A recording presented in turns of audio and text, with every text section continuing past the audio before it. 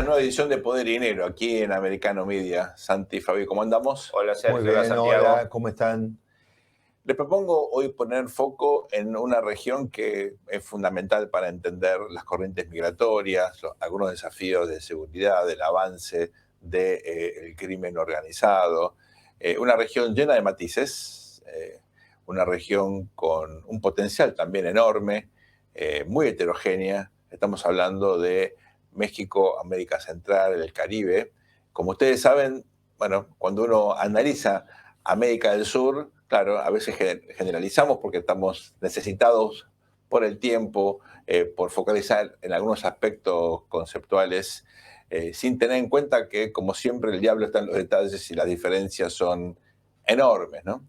Con preocupación uno debe admitir aquí el avance de gobiernos totalitarios, como el caso de Nicaragua. A propósito de las Pascuas de la Semana Santa, ustedes saben que el dictador Ortega prohibió las celebraciones directamente, ¿no? Una cosa sin precedentes. Hemos visto, obviamente...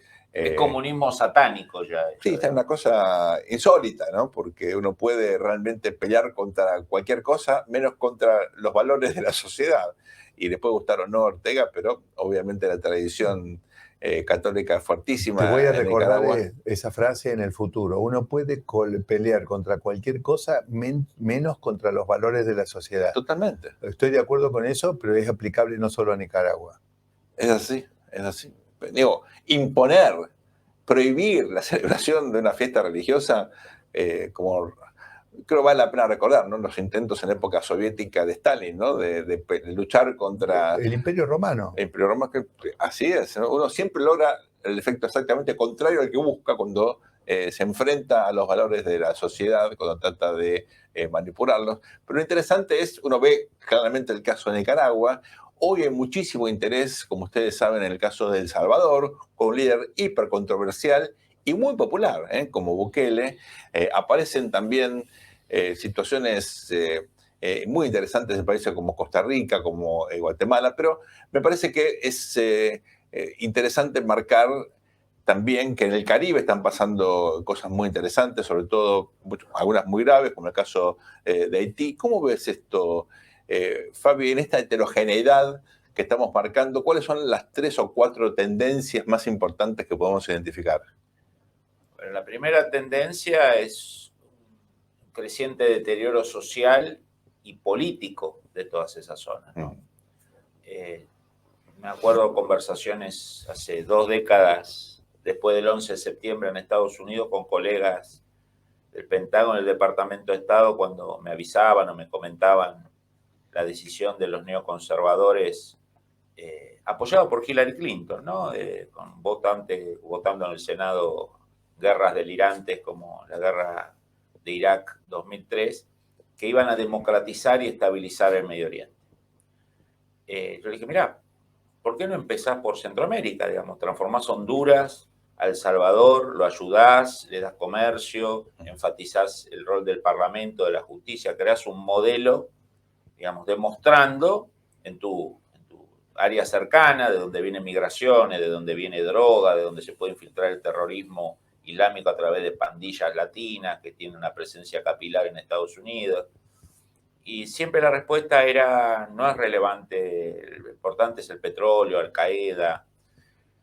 Bueno, no se estabilizó el Medio Oriente, Afganistán está gobernado por los talibanes, Irak por los sectores proiraníes y Centroamérica cada vez en peor situación. México, ni vamos a decir la situación de violencia y de narcotráfico que tiene, un presidente que dice que con los narcotraficantes hay que abrazarlos y no dispararles, flujos migratorios descontrolados de centroamericanos que llegan a México y de México saltan a los Estados Unidos, una administración demócrata que hizo bandera sobre la crueldad de Trump en el tema migratorio y ahora está extraditando más extranjeros ilegales que Trump, y Obama extraditaba más inmigrantes extranjeros que Trump, un muro que se sigue construyendo.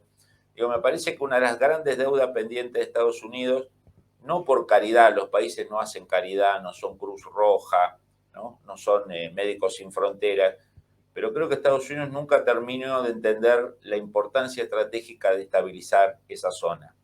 Y esa inestabilidad, esa corrupción, ese autoritarismo, obviamente es una gran puerta de entrada a regímenes como China, que llega con su billetera, llega con no me importa lo que hagas con la prensa, no me importa lo que hagas en derechos humanos, ¿no?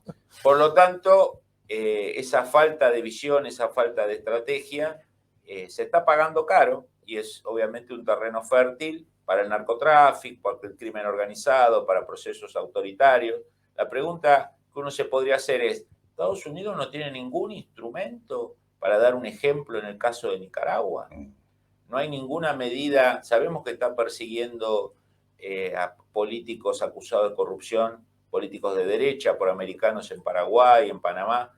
No hay ningún mensaje fuerte, claro y directo sobre estos regímenes antiamericanos. La respuesta usualmente es no, porque no caemos en temas de intervención en países. Bueno, este es el resultado, ¿no? Santiago, tenés mucha experiencia vos como consultor en la región. Sí. ¿Cómo ves el desarrollo de este proceso tan singular, tan heterogéneo y tan preocupante como marcaba recién Fabián?